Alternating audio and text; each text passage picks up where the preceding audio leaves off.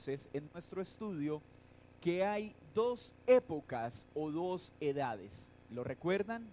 El siglo presente y el siglo venidero, ¿cierto? ¿Cuándo empieza el siglo presente? Desde la creación, ¿cierto? Ahí inicia este siglo presente. ¿Y cuándo termina? Con la segunda venida de Cristo. ¿Y la edad o el siglo venidero cuándo empieza? Con la segunda venida de Cristo. ¿Y cuándo termina?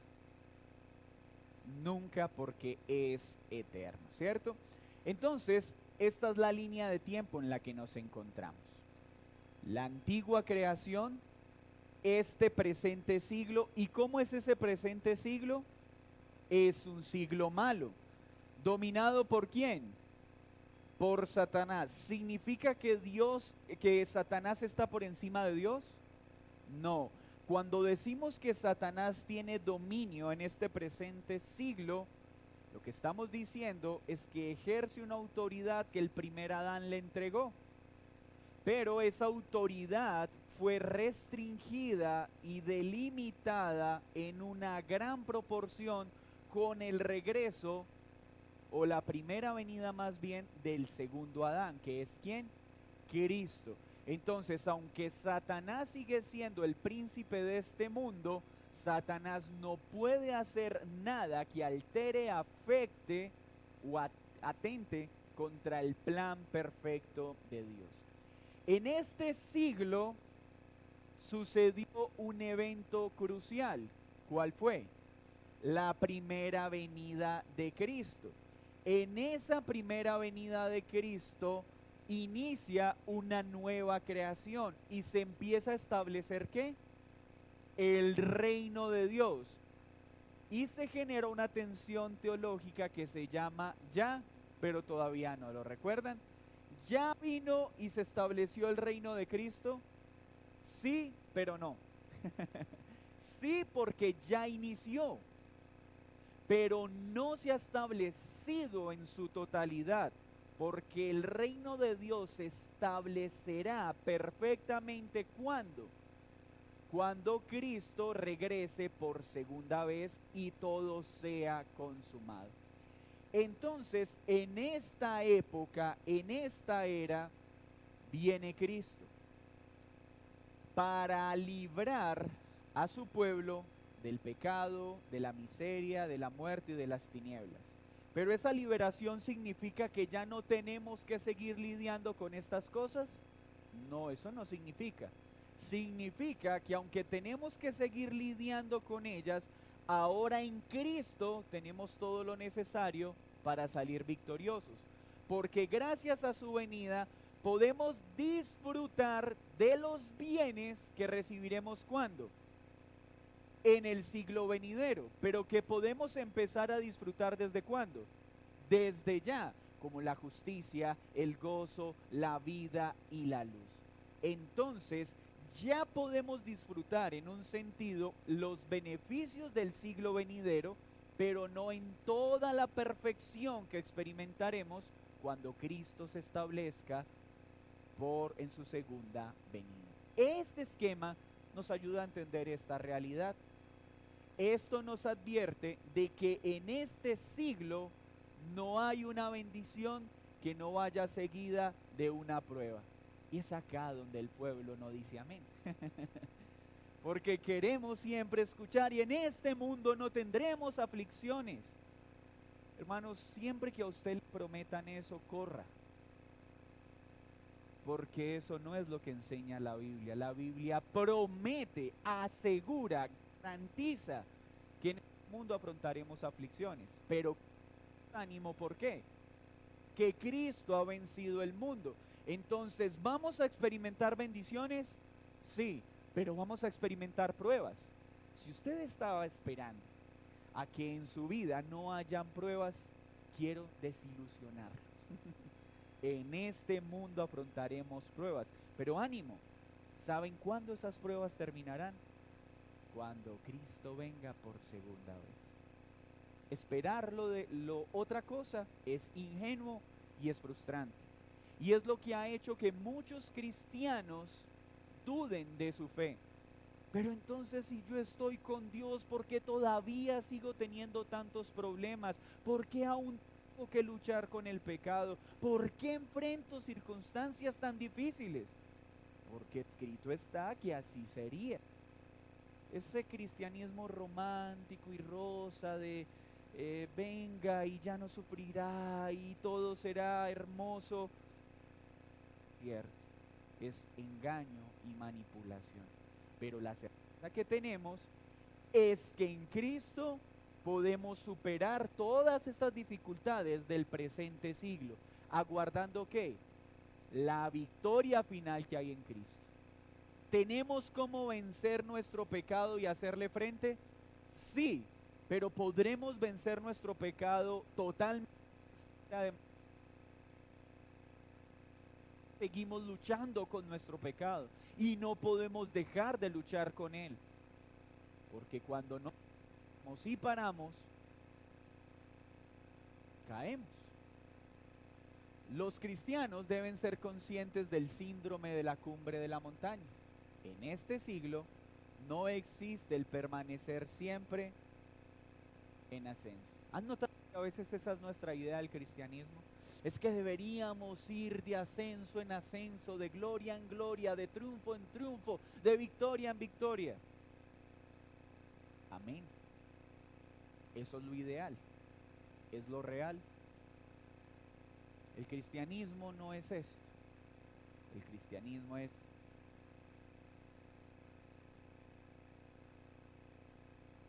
cierto, ¿le ha pasado? ¿Es lo real? ¿Es lo ideal? No. ¿Debemos caminar en un ascenso continuo? Sí, pero sin desconocer que ese ascenso está acompañado de tensiones con el pecado, que nos frustran, que nos debilitan, que nos desaniman. Este esquema entonces nos muestra un futuro de la iglesia, que no debemos esperar una edad de oro en este tiempo, que eso es lo que enseña el posmilenialismo. Si esta es la realidad, podemos decir, entonces el posmilenialismo en esto falla. Pues una edad de oro en este presente siglo existirá. No, porque siempre habrá pecado, miseria, muerte y tinieblas. Esto, pensar que va a haber una edad de oro, es negar las evidencias bíblicas del siglo venidero. Pero tampoco debemos ser pesimistas en el sentido de la palabra y no caer en una actitud fatalista. No, entonces en este presente siglo no hay cómo disfrutar de alegría, felicidad y gozo. Oh, ven pronto, Señor, que soy gusano de Jacob. No, tampoco podemos ser fatalistas. Que hayan momentos de miseria y de dolor no nos priva de poder disfrutar del gozo, de la plenitud, de las bendiciones que Dios también ha prometido en Cristo en el presente siglo. Amén. Mucho cuidado con una expectativa falsa de bendición y prosperidad, pero con una actitud pesimista y fatalista de sufrimiento y derrota. Pasemos a la siguiente diapositiva. Este es entonces el esquema que hemos visto hasta hoy en nuestro estudio. Presente siglo, inicia en la creación, ha estado bajo el dominio del príncipe de las tinieblas que es Satanás. En este presente siglo que hay, tribulación, persecución y apostasía. ¿Desde cuándo? Desde que inició. ¿Y hasta cuándo habrá tribulación, persecución y apostasía? Hasta que Cristo regrese. Cristo vino por primera vez para traer su reino, para dar inicio a la nueva creación, y en esta fase vive la iglesia de Cristo, lidiando con la tribulación, la persecución y la apostasía, porque aún estamos incrustados ¿en qué siglo? En este siglo de maldad. ¿Podemos entonces esperar un momento en que la iglesia en esta edad de maldad no sea perseguida? ¿No afronte tribulación? No. Toda ya va a estar acompañada de estas dificultades. Pero, aunque estamos en el presente siglo, por los efectos del siglo venidero, la iglesia crece, disfruta de bendición y disfruta de prosperidad. ¿Perfectamente? No, pero de forma gloriosa y majestuosa. Hasta acá tenemos un esquema escatológico sencillo. Pasemos a la siguiente diapositiva.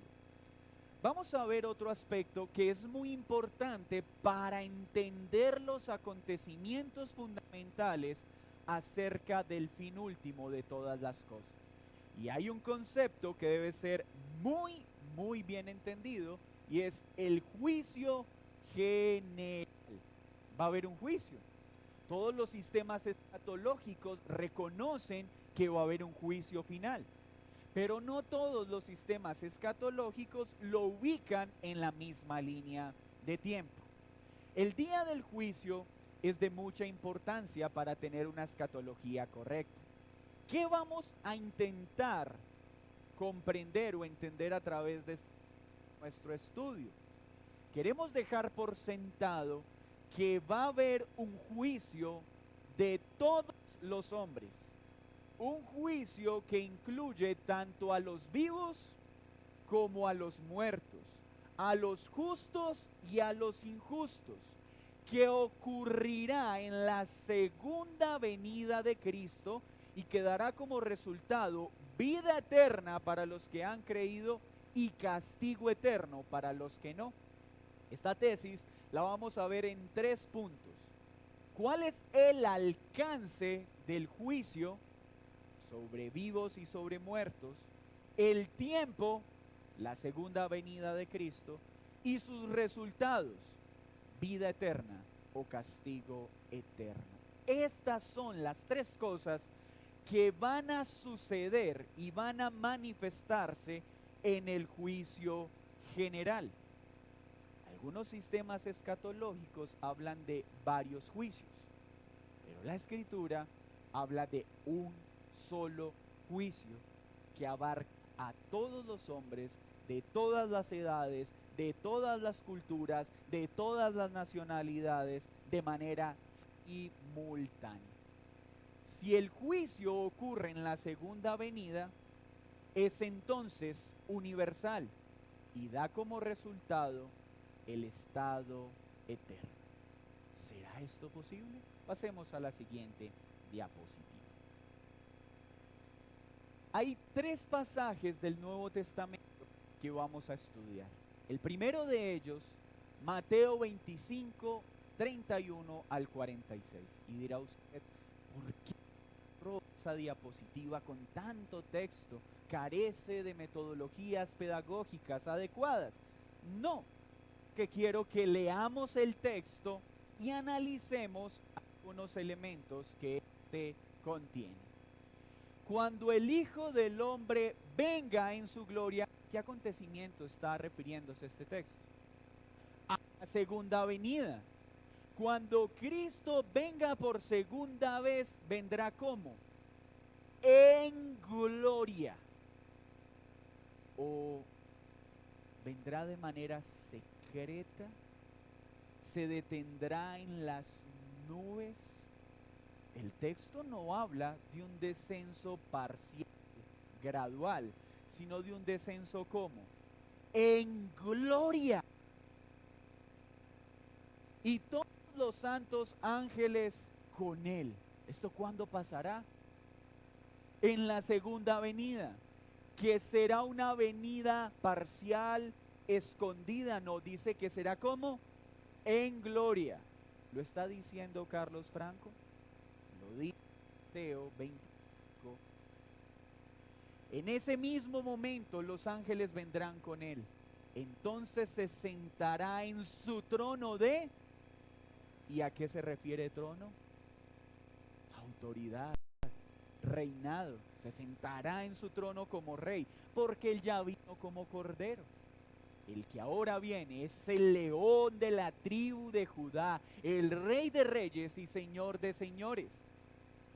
Imagínense la escena. y serán reunidos delante de él solo los judíos, solo la iglesia, y será raptada de manera secreta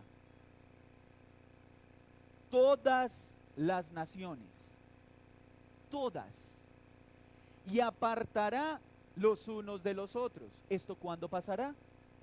En su segunda venida, cuando venga como en gloria, acompañado de quién, y se sentará en dónde, y juzgará a quiénes. Hermanos, ustedes ya saben mucho de escatología. Esa es la escatología que muestra la Escritura. Y en ese momento apartará a unos de los otros, como aparta el pastor las ovejas de los cabritos, y pondrá las ovejas ¿en dónde? A su derecha. ¿Y los cabritos en dónde?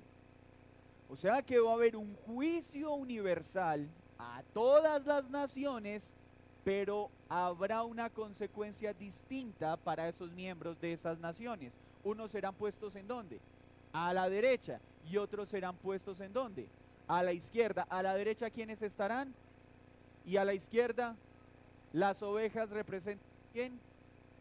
A los judíos, a todos los que han creído en Cristo, sean judíos o sean gentiles. Entonces el rey dirá a los de su derecha: venid benditos de mi Padre, heredad del reino preparado para vosotros desde la fundación del mundo. ¿Qué les dirá? Benditos de mi Padre. ¿Y qué recibirán? El reino que ha sido preparado ¿desde cuándo? Recibiremos esa herencia prometida. Porque tuve hambre y me diste de comer, tuve sed y me diste de beber, fui forastero y me recogisteis, estuve desnudo y me cubristeis, enfermo y me visitasteis, en la cárcel y venisteis a mí. Entonces los justos, ¿quiénes son los justos? Muy bien, ¿y cómo los llamó más arriba? Ovejas. ¿Y benditos de quién? De mi Padre. Responderán diciendo: Señor, pero ¿cuándo vimos hambriento y te sustentamos, o sediento y te dimos de beber? ¿Cuándo te vimos forastero y te recogimos, o desnudo y te cubrimos? ¿Cuándo te vimos enfermo o en la cárcel y vinimos a ti? Y respondiendo, ¿quién? El rey que está sentado ¿en dónde? ¿Cuándo? En su segunda venida. ¿Qué dirá? Cierto, en cuanto lo hiciste a uno de mis hermanos,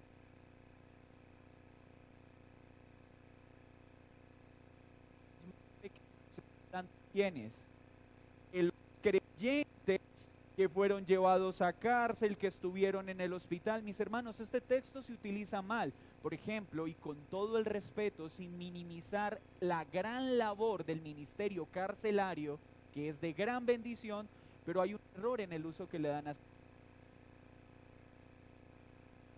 Porque cuando visitamos a alguien preso, estamos visitando al Señor. No es así. Esto no se refiere a todos los presos o a todos los enfermos. Se refiere a los creyentes enfermos, a los creyentes encarcelados. ¿Quiere decir que no podemos visitar a un preso que no sea cristiano? No. Puedo visitarlo y puedo predicarle y mostrar el amor de Cristo. Pero la bendición de la que está hablando acá es todo lo que hagan por uno de los que han creído, y aún el más insignificante de estos creyentes, lo han hecho por mí. Entonces dirá también a los de ¿qué? De la izquierda: apartaos de mí, malditos. Hermanos, la Biblia es firme en su lenguaje, y ubíquese en la escena. Si esta palabra se escucha duro siendo pronunciada por un vil pecador, cuán más estruendoso será el momento en el que el Rey de Reyes y Señor de Señores mande a su izquierda diciéndoles: malditos, con voz de trompeta. Apartaos de mí. ¿A dónde? al fuego eterno preparado para el diablo y para sus ángeles. ¿Para quién fue preparado el fuego eterno? Muy bien, pero por causa de la incredulidad y la rebeldía, ahora ¿quiénes también participarán de este lugar de tormento? Los que no colocaron su fe en Cristo. Porque tuve hambre y no me diste de comer, tuve sed y no me diste de beber, fui forastero y no me recogisteis, estuve desnudo y no me cubriste, enfermo y en la cárcel y no me visitasteis. Entonces también ellos le responderán diciendo: Señor, ¿cuándo te vimos hambriento, sediento, forastero, desnudo, enfermo o en la cárcel y no te servimos? Entonces le responderá diciendo: de cierto os digo que en cuanto no lo hiciste a uno de estos mis hijos, a uno de estos más pequeños, tampoco a mí lo hiciste. E irán estos ¿a dónde? ¿Y los justos a dónde? Hermanos, el texto es sencillo. ¿Esto cuándo sucederá? Cuando Cristo venga por segunda vez. ¿Vendrá de forma secreta? Dice que vendrá como en gloria, acompañado ¿de quién? De sus ángeles. Y ese día habrá ¿qué? Juicio. ¿Cuántos juicios muestra este texto? Un solo juicio. A la derecha, ¿quiénes estarán? Los hijos, los benditos de mi Padre, los que han creído en Él. Aquellos que en respuesta a esa salvación tan grande cuidan, aman y sirven a los demás hijos de Dios que son llevados presos por su fe, que son enfermos y están hospitalizados porque han sido apedreados, heridos por su fe, porque lo han perdido todo por su fe. Y a la izquierda los cabritos, los malditos, dice el texto, no es mi palabra, que no han creído en Cristo, y esto será de manera simultánea. Acá no hay espacio para decir que el juicio se llevará en dos escenarios, un juicio para unos y un juicio para otros. No, dice que es a todas las naciones, judíos y gentiles a la vez. Y esto sucederá el mismo día, no separado por lapsos de tiempo. Pasemos a la siguiente diapositiva. ¿Cuál es el tiempo? Cuando Cristo regrese. ¿Cuál será el resultado de su regreso? Vida eterna para el que ha creído y condenación eterna para el incrédulo. ¿Cuál es el alcance de este juicio? Todas las naciones, pero incluyendo ¿a quiénes? A los vivos y a los muertos. ¿Cómo así? ¿Y cómo será juzgado el muerto? Porque todos los que murieron ese mismo día del juicio serán resucitados para participar de este juicio. Y los que murieron sin creer en Cristo resucitarán y recibirán un cuerpo para tormento eterno. Y los que habían muerto y creyeron en Jesús recibirán cuerpos glorificados para gozar de los nuevos cielos y de la nueva tierra. Ese día es aterrador para el que no ha creído, pero glorioso para aquel que ha puesto su fe en Cristo. Cuando vemos estos acontecimientos, deben producir terror y temor para el que no ha puesto su fe en Cristo, pero gloria y esperanza para el que ha puesto su fe en Jesús. Porque por Cristo y no por nosotros, ese día escucharemos cuando Él nos diga: benditos de mi Padre, mis ovejas amadas. También veremos su voz de trompeta diciendo: malditos, apartaos de mí. Pues una y otra vez les fue anunciado mi nombre y una y otra vez lo despreciaron. Es por eso que esto hoy ya no se enseña en los púlpitos, de la generación evangélica moderna.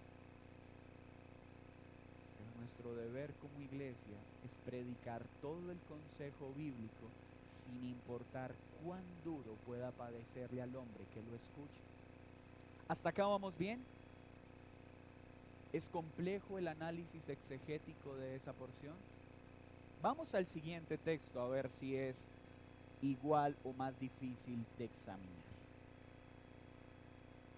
Romanos capítulo 2, versículos 5 al 16. Pero por tu dureza y por tu corazón no arrepentido, atesoras para ti mismo ira para el día de la ira y de la revelación del justo juicio de Dios. ¿De qué estará hablando Pablo acá? Dice que va a haber un día de la ira. ¿Y cuál es ese día de la ira? Él lo dice, la revelación del justo juicio de Dios. ¿Y cuándo será revelado el justo juicio de Dios? En su segunda venida, cuando venga de manera secreta. No, cuando venga en gloria, ¿en compañía de quién? ¿Y se sentará en dónde? En su trono, y juzgará a quiénes, a todas las naciones, y a la derecha quiénes estarán, y a la izquierda. En este texto que nos dice, lo mismo, va a haber un día de ira. Y ese día de la ira es ¿cuándo? Cuando se revele el justo juicio. ¿Está en plural o está en singular? ¿Por qué es tan singular? Porque solo va a haber un juicio, no dos. El cual pagará a cada uno conforme a sus obras. Vida eterna a los que perseverando en bien hacer buscan gloria y honra e inmortalidad, pero ira y enojo a los que son contenciosos y no obedecen a la verdad, sino que obedecen a la injusticia, tribulación y angustia sobre todo ser humano que hace lo malo. El judío primeramente, y también ¿quién? ¿Recibirá un trato distinto el judío al griego? ¿Es que el Señor tiene un trato con el pueblo de Israel y otro con los gentiles? ¿Qué dice este texto? Que judío y griego recibe el mismo trato. Pero gloria, honra y paz a todo el que hace lo bueno. ¿A quién? Al judío, pero también ¿a quién? O sea que va a haber juicio, ira y condena para el judío y el gentil que no crean en Cristo. Pero va a haber bendición para el judío y el gentil que crea en Cristo. Dice que va a haber un trato distinto con un pueblo y un trato distinto con el otro. Pues este texto no nos permite llegar a esa conclusión. Porque no hay acepción de personas para con Dios. Que todos pecados sin ley también perecerán. Este perecerán, ¿a qué hará alusión? A la condenación eterna. Y todos los que bajo la ley han pecado por la ley serán juzgados. Este juzgado se refiere ¿a qué? Al juicio. Porque no son los oidores de la ley los justos ante Dios, sino los hacedores de la ley serán justificados. Porque cuando los gentiles que no tienen la ley hacen por naturaleza lo que es de la ley, estos, aunque no tengan ley, son ley para sí mismos, mostrando la obra de la ley escrita en sus corazones, dando testimonio su conciencia y acusándoles o defendiéndoles sus razonamientos. En el día en que Dios juzgará por Jesucristo los secretos de los judíos, los secretos de los gentiles. ¿De quiénes? ¿De cuáles? Todos. ¿Conforme a qué? O sea que el estándar de evaluación de ese juicio, único juicio, estará basado ¿en qué? En el evangelio. ¿Lo creíste o no lo creíste? Punto, no hay más que discutir. Siguiente diapositivo.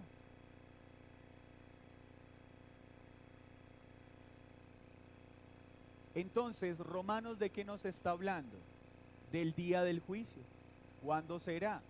La segunda venida, que se conoce también como el día de ¿qué? De la ira. El día glorioso del juicio. ¿Cuál será el resultado? Vida eterna para el creyente.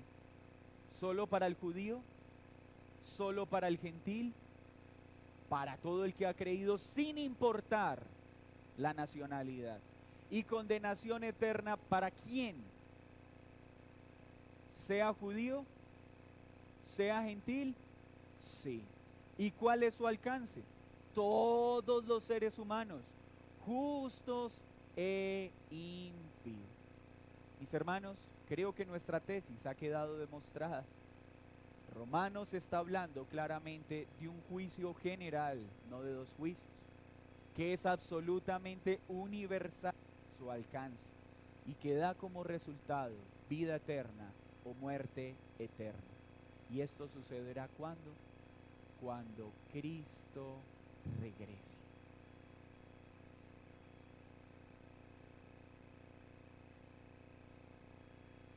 Devuelve su momentico, Mauro, por favor.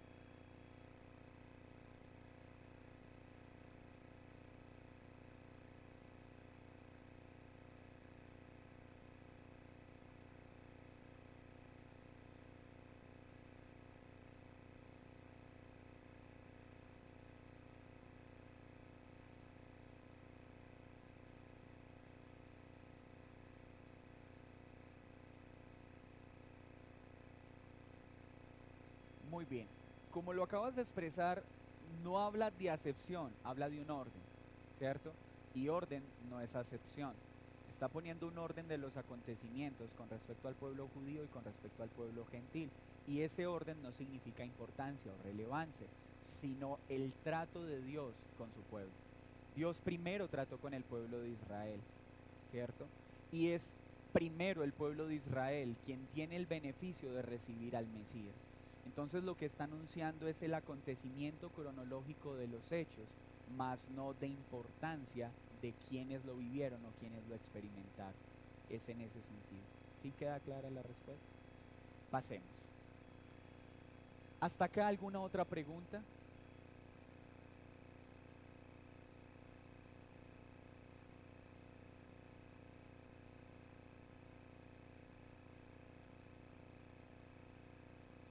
Muy bien. El capítulo 31 de nuestra confesión de fe habla de la doctrina del estado intermedio. Todo el que hoy muere va a dos lugares, tiene la posibilidad de dos lugares. El que ha creído en Cristo va al cielo. El que ha creído en Cristo en este momento está en el cielo, pero en un estado intermedio, temporal, y no dormido como algunos enseñan con un sueño profundo. No, totalmente conscientes. Vemos en Apocalipsis cuando los mártires dicen, y aquellos que están en el cielo le están diciendo, Señor, ¿y cuándo regresarás para hacer justicia por nuestra muerte? O sea que ellos son conscientes en el cielo. Y los que murieron sin Cristo en este momento están en el infierno siendo atormentados. El cielo y el infierno son dos lugares intermedios, temporales. Cuando Cristo venga por segunda vez, los muertos que están en el cielo, los muertos que están en el infierno resucitarán para estar en ese juicio general. Y los que han creído que estaban muertos junto a los que creyeron que están vivos, recibirán cuerpos glorificados para entrar al estado eterno. Y los que estaban muertos siendo atormentados en el infierno, recibirán un cuerpo junto a los vivos que no creyeron para ser atormentados en el lago de fuego eterno junto a Satanás y los ángeles. Esa es la línea cronológica en esencia. Entonces, el cielo y el infierno son lugares intermedios.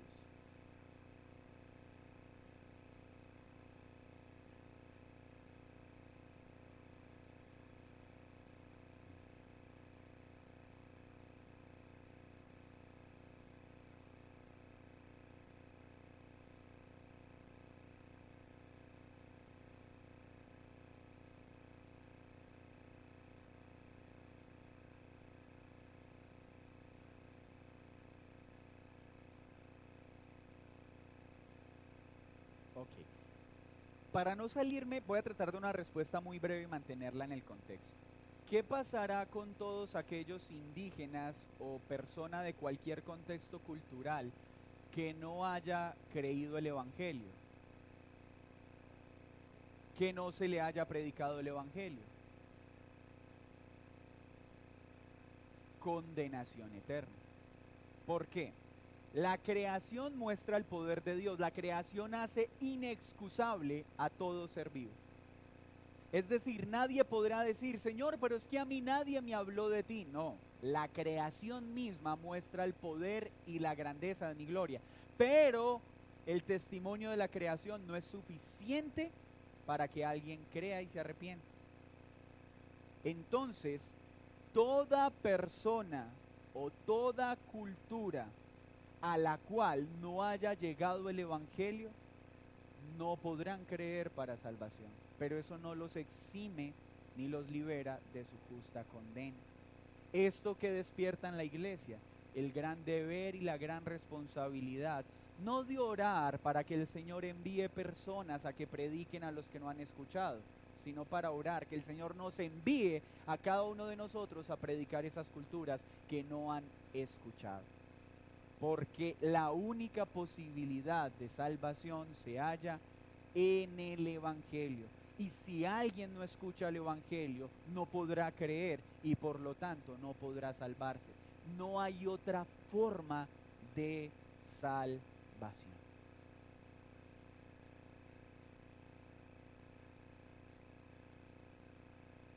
No te escucho.